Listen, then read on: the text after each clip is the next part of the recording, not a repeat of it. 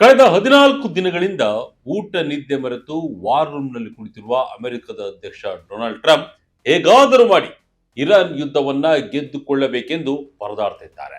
ದಿನ ಬೆಳಗಾದ್ರೆ ಇಸ್ರೇಲ್ ಪ್ರಧಾನಿ Benjamin Netanyahu ಅವರಿಗೆ ಫೋನ್ ಮಾಡಿ ವಾರ್ ಅಪ್ಡೇಟ್ಸ್ ಪಡೆಯುತ್ತಿದ್ದಾರೆ. ಶ್ವೇತಭವನದಲ್ಲಿ ಪತ್ರಕರ್ತರೆದುರು ನಿಂತು ಇರಾನ್ ಯುದ್ಧದಲ್ಲಿ ಅಂತಿಮವಾಗಿ ಜಯಗಳಿಸಿದ್ದೇನೆ ಎಂದು ಅಧಿಕೃತವಾಗಿ ಹೇಳಿಕೆ ನೀಡುವ ಕನಸು ಕಾಣುತ್ತಿರುವ ಡೊನಾಲ್ಡ್ ಟ್ರಂಪ್ಗೆ ರಷ್ಯಾ ಅಧ್ಯಕ್ಷ ಪುಟಿನ್ ನಂಬಲ್ಲ ಸಾಧ್ಯ ಶಾಕ್ ನೀಡಿದ್ದಾರೆ. ಟ್ರಂಪ್ ಸಾಹೇಬರಿಗೆ ಗೊತ್ತಿಲ್ಲದಂತೆ ಪುಟಿನ್ ಎಂಬ ಚಾಣಾಕ್ಷ ಅಧ್ಯಕ್ಷ ಮಧ್ಯಪ್ರಾಚ್ಯ ಸಂಘರ್ಷದ ಗೆಲುವಿನ ಸಿಹಿ ರಷ್ಯಾ ಉಣ್ಣುವಂತೆ ಮಾಡಿದ್ದರೆ, ಅರೆ ರಷ್ಯಾ ಯುದ್ಧದಲ್ಲಿ ಭಾಗಿಯೇ ಆಗಿಲ್ಲಿರುವಾಗ ಈ ಯುದ್ಧವನ್ನ ಗೆಲ್ಲುವುದು ಎಲ್ಲಿಂದ ಬಂತು ಎಂದು ಕೇಳ್ತೀರಾ? ಬನ್ನಿ ಹೇಳ್ತೀವಿ. ಅಮೆರಿಕ ಮತ್ತು ಇಸ್ರೇಲ್ ಇರಾನ್ ಮೇಲೆ ಮುಗಿಬಿದ್ದು ಬರೋಬ್ಬರಿ 14 ದಿನಗಳಾಗಿವೆ. ಆದರೆ ಈ ಯುದ್ಧ ಹಲವು ವಿಧಗಳಲ್ಲಿ ಒಂದು ರಂಗದಲ್ಲಿ ಬಿಕ್ಕಟ್ಟನ್ನು ಸೃಷ್ಟಿಸಿದರೆ ಮತ್ತೊಂದು ರಂಗದಲ್ಲಿ ಕಾರ್ಯತಂತ್ರದ ಲೆಕ್ಕಾಚಾರಗಳನ್ನ ನಾಟಕೀಯವಾಗಿ ಮರುರೂಪಿಸುತ್ತಿದೆ. ಇರಾನ್ನ ಪ್ರತೀಕಾರದ ಕ್ಷಿಪಣಿ ಮತ್ತು ಡ್ರೋನ್ ದಾಳಿಗಳು ಜಾಗತಿಕ ತೈಲ ಪೂರೈಕೆಯ ಸುಮಾರು 5ನೇ ಭಾಗ ಹರಿಯುವ ಹಾರ್ಮುಜ್ ಜಲಸಂಧಿಗೆ ಅಡ್ಡಿಪಡಿಸಿವೆ. ಜೊತೆಗೆ ಪ್ರಾದೇಶಿಕ ಭದ್ರತಾ ಬಿಕ್ಕಟ್ಟನ್ನು ವಿಸ್ತರಿಸಿದೆ. ಅದೇ ಸಮಯದಲ್ಲಿ ಇತರ ಪ್ರಮುಖ ಶಕ್ತಿಗಳು ತಮ್ಮ ಸ್ಥಾನವನ್ನ ಮರುಮಾಪನ ಮಾಡಲು ಮಧ್ಯಪ್ರಾಚ್ಯ ಯುದ್ಧ ಅವಕಾಶ ನೀಡಿದೆ. ಈ ಅವಕಾಶವನ್ನ ಸದ್ಬಳಕೆ ಮಾಡಿಕೊಂಡವರಲ್ಲಿ ರಷ್ಯಾ ಅಧ್ಯಕ್ಷ ಪುಟಿನ್ ಮೊದಲಿಗರು ಎಂಬುದಕ್ಕೆ ಪ್ರಸ್ತುತ ವಿದ್ಯಮಾನಗಳು ಪುಷ್ಟಿ ನೀಡುತ್ತಿವೆ.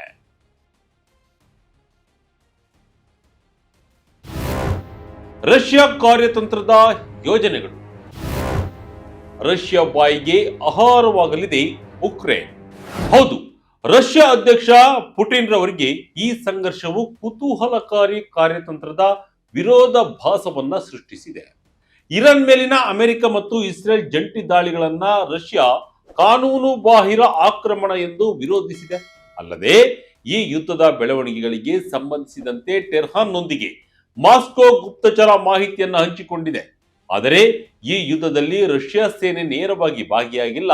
ಯುದ್ಧ ರಂಗದಿಂದ ದೂರ ಉಳಿದು ಅದರ ಗತಿಯನ್ನ ವಿಶ್ಲೇಷಿಸುತ್ತಿರುವ ರಷ್ಯಾಗೆ ಈಗಲೂ ಉಕ್ರೇನ್ ಮೇಲಿನ ಆಕ್ರಮಣವೇ ಪ್ರಾಥಮಿಕ ಆದ್ಯತೆಯಾಗಿ ಉಳಿದುಕೊಂಡಿದೆ. ಪಾಶ್ಚಿಮಾತ್ಯ ರಾಷ್ಟ್ರಗಳು ಇಡಿಯಾಗಿ ಈಗ ಮಧ್ಯಪ್ರಾಚ್ಯದತ್ತ ಗಮನ ಹರಿಸಿರುವುದರಿಂದ ಉಕ್ರೇನ್ ಮೇಲಿನ ದಾಳಿಗಳನ್ನ ತೀವ್ರಗೊಳಿಸಲು ಇದೇ ಸುವರ್ಣ ಅವಕಾಶ ಎಂದು ಮಾಸ್ಕೋಗೆ ಚೆನ್ನಾಗಿ ಗೊತ್ತಿದೆ. ಹೀಗಾಗಿ ಮಧ್ಯಪ್ರಾಚ್ಯ ಯುದ್ಧದ ಕುರಿತು ರಾಜತಾಂತ್ರಿಕ ಹೇಳಿಕೆಗಳನ್ನ ನೀಡುತ್ತಾ ಇರಾನ್ಗೆ ಬೆಂಬಲ ಘೋಷಿಸುವ ಮೂಲಕ ರಷ್ಯಾ ಪಾಶ್ಚಿಮಾತ್ಯ ರಾಷ್ಟ್ರಗಳನ್ನ ಬ್ಯುಸಿಯಾಗಿ ಇರಿಸುವಲ್ಲಿ ಯಶಸ್ವಿಯಾಗಿದೆ. ಈಗ ಉಕ್ರೇನ್ ಒಬ್ಬಂಟಿಯಾಗಿದ್ದು ಹಸಿದ ತೋಳದಂತೆ ಜೆಲೆನ್ಸ್ಕಿ ರವರ ಮೇಲೆ ಮುಗಿಬೀಳಲು ಪುಟಿನ್ ಕಾತುರದಿಂದ ಸಜ್ಜಾಗಿದ್ದಾರೆ. ರಷ್ಯಾ ತನ್ನ ಸಂಪೂರ್ಣ ಮಿಲಿಟರಿ ಶಕ್ತಿಯನ್ನ ಬಳಸಿಕೊಂಡು ಉಕ್ರೇನ್ ಮೇಲೆ ದಾಳಿ ಮಾಡಲು ಯೋಜನೆಗಳನ್ನ ರೂಪಿಸುತ್ತಿದೆ. ಅಲ್ಲದೆ ಮಧ್ಯಪ್ರಾಚ್ಯ ಸಂಘರ್ಷದಿಂದ ಉಂಟಾಗಿರುವ ಜಾಗತಿಕ ಇಂಧನ ಬಿಕ್ಕಟ್ಟು ರಷ್ಯಾಗೆ ಆರ್ಥಿಕವಾಗಿ ಭಾರಿ ಲಾಭ ತಂದುಕೊಡುತ್ತಿದೆ. ರಷ್ಯಾ ತೈಲಕ್ಕೆ ಹೆಚ್ಚಿದ ಬೇಡಿಕೆ. ಮಾಸ್ಕೋಗೆ ತೈಲ ಮನವಿಗಳ ಮಹಾಪೂರ. ಮಧ್ಯಪ್ರಾಚ್ಯ ಯುದ್ಧದಿಂದಾಗಿ ಜಾಗತಿಕ ಇಂಧನ ಬೆಲೆಗಳಲ್ಲಿ ಏಕಾಏಕಿ ತೀವ್ರ ಏರಿಕೆ ಕಂಡುಬಂದಿದೆ. ಇತ್ತೀಚಿನ ದಿನಗಳಲ್ಲಿ ಬ್ರೆಂಟ್ ಕಚ್ಚಾ ತೈಲವು ಪ್ರತಿ ಬ್ಯಾರೆಲ್ಗೆ $100 ಸಮೀಪ ಬಂದು ನಿಂತಿದೆ. ಹಾರ್ಮುಜ್ ಜಲಸಂಧಿಯ ಸುತ್ತಲಿನ ಅಡೆತಡೆಗಳು ಏಷ್ಯನ್ ಖರೀದಿದಾರರನ್ನ ರಷ್ಯಾದತ್ತ ಮುಖ ಮಾಡುವಂತೆ ಒತ್ತಾಯಿಸಿವೆ. ಪರ್ಯಾಯ ಪೂರೈಕೆದಾರರನ್ನು ಹುಡುಕುತ್ತಿರುವ ಏಷ್ಯನ್ ರಾಷ್ಟ್ರಗಳಿಗೆ ರಷ್ಯಾವೇ ಏಕೈಕ ಆಯ್ಕೆಯಾಗಿ ಕಂಡುಬರುತ್ತಿದೆ. ರಷ್ಯಾದ ತೈಲವು ಅನುಕೂಲಕರ ಪರ್ಯಾಯವಾಗಿ ಹೊರಹೊಮ್ಮಿದ್ದು ಇರಾನ್ ಮತ್ತು ಗಲ್ಫ್ ರಫ್ತುದಾರರಿಗೆ ತಾನು ಈ ಮೊದಲು ಕಳೆದುಕೊಂಡಿದ್ದ ಮಾರುಕಟ್ಟೆ ಪಾಲನ್ನ ಮಾಸ್ಕೋ ಮರಳಿ ಪಡೆಯಲು ಪ್ರಯತ್ನಗಳನ್ನ ಆರಂಭಿಸಿದೆ. ಮಧ್ಯಪ್ರಾಚ್ಯ ಯುದ್ಧ ರಷ್ಯಾಗೆ ಹೊಸ ಅವಕಾಶದ ಬಾಗಿಲು ತೆರೆದಿದ್ದು ಭಾರಿ ಆರ್ಥಿಕ ಲಾಭದ ಮುನ್ಸೂಚನೆ ನೀಡುತ್ತಿದೆ. ಹೈಡ್ರೋಕಾರ್ಬನ್ ಆದಾಯವು ರಷ್ಯಾದ ಫೆಡರಲ್ ಬಜೆಟ್ನ ಸರಿಸುಮಾರು 30% ಅಮೆರಿಕದ ನಿರ್ಬಂಧಗಳು ಮತ್ತು ಬೆಲೆ ಮಿತಿಗಳ ಒತ್ತಡಗಳಿಂದಾಗಿ ಈ ಆದಾಯ 2025ರಲ್ಲಿ ಬಹು ವರ್ಷಗಳ ಕನಿಷ್ಠ ಮಟ್ಟವನ್ನು ತಲುಪಿದೆ. ಆದರೆ ಕಚ್ಚಾ ತೈಲದ ಪ್ರಸ್ತುತ ಜಾಗತಿಕ ಏರಿಕೆಯು ರಷ್ಯಾಗೆ $10 ಶತಕೋಟಿ ಹೆಚ್ಚುವರಿ ಆದಾಯದ ಭರವಸೆ ನೀಡುತ್ತದೆ. ಈ ಅನಿರೀಕ್ಷಿತ ಲಾಭವು ನೇರವಾಗಿ ರಷ್ಯಾದ ಯುದ್ಧ ಆರ್ಥಿಕತೆಯನ್ನ ಬಲಪಡಿಸುತ್ತದೆ ಮತ್ತು ಉಕ್ರೇನ್ನಲ್ಲಿ ಅದರ ಮಿಲಿಟರಿ ಕಾರ್ಯಾಚರಣೆಗೆ ಕುಮ್ಮಕ್ಕು ನೀಡುತ್ತದೆ. ಹೀಗಾಗಿ ಇರಾನ್ ಮೇಲೆ ಯುದ್ಧ ಸಾರಿ ಅಮೆರಿಕವು ಉಕ್ರೇನ್ ಮೇಲೆ ರಷ್ಯಾ ತನ್ನ ದಾಳಿಗಳನ್ನು ತೀವ್ರಗೊಳಿಸಲು ಅನುವು ಮಾಡಿಕೊಟ್ಟಿದೆ. ಹೆಚ್ಚಲಿದೆ ರಷ್ಯಾದ ಯುದ್ಧ ನೀತಿ. ಮಿಡಲ್ ಈಸ್ಟ್ ಬಿಕ್ಕಟ್ಟಿನ ವಿಜೇತ ಮಾಸ್ಕೋ. ಇರಾನ್ ಹಾರ್ಮುಜ್ ಜಲಸಂಧಿಯನ್ನ ಮುಚ್ಚಿರುವುದರಿಂದ ಜಾಗತಿಕ ಕಚ್ಚಾ ತೈಲ ಸರಪಳಿಗೆ ಭಾರಿ ಹೊಡೆತ ಬಿದ್ದಿದೆ. ಇದರಿಂದ ತೈಲ ಆಮದು ಮಾಡಿಕೊಳ್ಳುವ ರಾಷ್ಟ್ರಗಳು ರಷ್ಯಾದತ್ತ ನೋಡುತ್ತಿವೆ. ಅಮೆರಿಕದ ನಿರ್ಬಂಧ ಈಗ ಯಾವ ಕೆಲಸಕ್ಕೂ ಬಾರದಾಗಿದ್ದು, ಭಾರತವೂ ಸೇರಿದಂತೆ ಜಗತ್ತಿನ ಅನೇಕ ದೇಶಗಳು ರಷ್ಯಾದಿಂದ ತೈಲ ಆಮದು ಮಾಡಿಕೊಳ್ಳಲು ಸಿದ್ಧತೆ ನಡೆಸಿವೆ. ಇದರಿಂದಾಗಿ ರಷ್ಯಾ ಭಾರೀ ಪ್ರಮಾಣದಲ್ಲಿ ಲಾಭ ಮಾಡಿಕೊಳ್ಳಲಿದ್ದು, ಅದರ ಲಾಭವನ್ನ ಉಕ್ರೇನ್ ವಿರುದ್ಧದ ಯುದ್ಧ ನಿಧಿಯನ್ನಾಗಿ ಬಳಸಿಕೊಳ್ಳಲಿದೆ ಎಂಬುದರಲ್ಲಿ ಯಾವುದೇ ಅನುಮಾನವಿಲ್ಲ. ಉಕ್ರೇನ್ ಮೇಲಿನ ದಾಳಿಗಳನ್ನ ಮುಂದುವರಿಸಲು ರಷ್ಯಾಗೆ ಹಣಕಾಸಿನ ಅವಶ್ಯಕತೆಯೂ ಇತ್ತು. ಅದನ್ನು ತನ್ನ ಕಚ್ಚಾ ತೈಲದ ಮಾರಾಟ ಮಾಡುವ ಮೂಲಕ ಪೂರೈಸಿಕೊಳ್ಳುತ್ತಿತ್ತು. ಅಮೆರಿಕ ಇದಕ್ಕೆ ನಿರ್ಬಂಧ ಹೇರಿದ ಮೇಲೆ ವಹಿವಾಟು ಕುಸಿದಿದ್ದರೂ ಸದ್ಯದ ಮಧ್ಯಪ್ರಾಚ್ಯ ಬಿಕ್ಕಟ್ಟು ಮತ್ತು ರಷ್ಯಾದ ಕಚ್ಚಾ ತೈಲ ವ್ಯಾಪಾರವನ್ನ ಗಗನಕ್ಕೇರಿಸುವ ಅವಕಾಶ ಸೃಷ್ಟಿಸಿದೆ. ಈ ಚಲನಾಶೀಲತೆಯ ಕುರಿತು ಯುರೋಪಿಯನ್ ನಾಯಕರು ಈಗಾಗಲೇ ಆತಂಕವನ್ನು ವ್ಯಕ್ತಪಡಿಸಿದ್ದಾರೆ. ಈ ಕುರಿತು ಮಾತನಾಡಿರುವ ಯುರೋಪಿಯನ್ ಒಕ್ಕೂಟದ ಅಧ್ಯಕ್ಷ ಆಂಟೋನಿಯೋ ಕೋಸ್ಟಾ ರಷ್ಯಾವನ್ನ ಬಿಕ್ಕಟ್ಟಿನ ಏಕೈಕ ವಿಜೇತ ಎಂದು ಬಣ್ಣಿಸಿದ್ದಾರೆ. ಹೆಚ್ಚಿನ ಇಂಧನ ಬೆಲೆಗಳ ಮಾಸ್ಕೋದ ಯುದ್ಧ ನಿಧಿಯನ್ನ ತುಂಬಲಿವೆ. ಆದರೆ ಪಾಶ್ಚಿಮಾತ್ಯ ಸಂಪನ್ಮೂಲಗಳು ಬಹುರಂಗ ಭೂಮಿಗಳಲ್ಲಿ ವಿಸ್ತರಿಸಲ್ಪಟ್ಟಿವೆ. ರಷ್ಯಾ ಈಗ ಹಿಂದೆಂದಿಗಿಂತಲೂ ಹೆಚ್ಚು ಆಕ್ರಮಣಕಾರಿಯಾಗಿ ಉಕ್ರೇನ್ ಮೇಲೆ ಮುಗಿಬೀಳುವ ಸಾಧ್ಯತೆ ಇದೆ ಎಂದು ಆಂಟೋನಿಯೋ ಕೋಸ್ಟಾ ವಿಶ್ಲೇಷಿಸಿದ್ದಾರೆ. ಅಲ್ಲದೆ ಅಮೆರಿಕ ಈಗ ಇರಾನ್ ವಿರುದ್ಧದ ಯುದ್ಧದಲ್ಲಿ ನಿರತರಾಗಿರುವುದರಿಂದ ಉಕ್ರೇನ್ಗೆ ನಿರೀಕ್ಷಿತ ಬೆಂಬಲ ನೀಡುವುದು ಅಸಾಧ್ಯ ಎಂದು ಅನೇಕ ಯುರೋಪಿಯನ್ ನಾಯಕರು ಅಭಿಪ್ರಾಯವನ್ನ ಪಟ್ಟಿದ್ದಾರೆ. ಉಕ್ರೇನ್ಗೆ ಯುದ್ಧ ಸಾಮಗ್ರಿಗಳ ಕೊರತೆ, ಜೆಲೆನ್ಸ್ಕಿ ಎದೆಬಡಿತ ಬಲು ಜೋರು. ಅಮೆರಿಕ ಈಗ ಇರಾನ್ ಜೊತೆ ಸಂಘರ್ಷದಲ್ಲಿ ನಿರತವಾಗಿದೆ. ಹೀಗಾಗಿ ಅದು ತನ್ನ ಯುದ್ಧ ಸಾಮಗ್ರಿ ಉತ್ಪಾದನಾ ಸಾಮರ್ಥ್ಯವನ್ನ ಸಂಪೂರ್ಣವಾಗಿ ಮಧ್ಯಪ್ರಾಚ್ಯದ ಕಡೆ ತಿರುಗಿಸಿದೆ.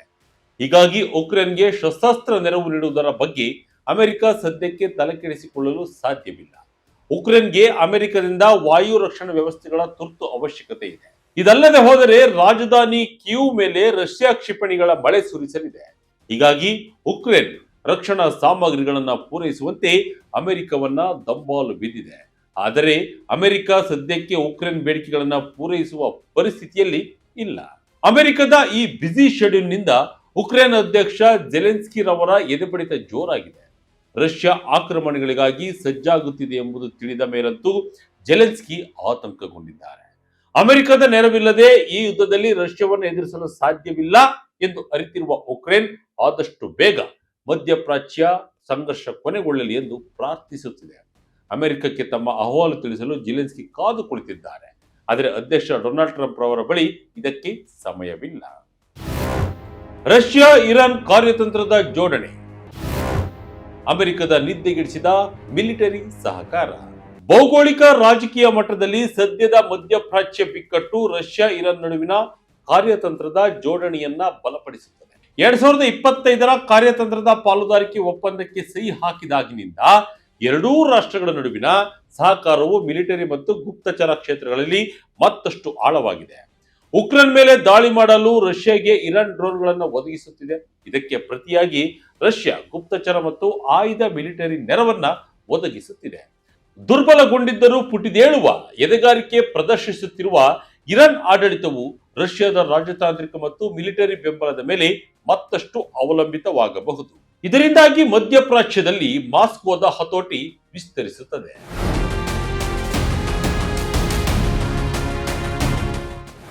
ಆದರೆ ಇವೆಲ್ಲ ಅಂದುಕೊಂಡಷ್ಟು ಸುಲಭ ಅಲ್ಲ.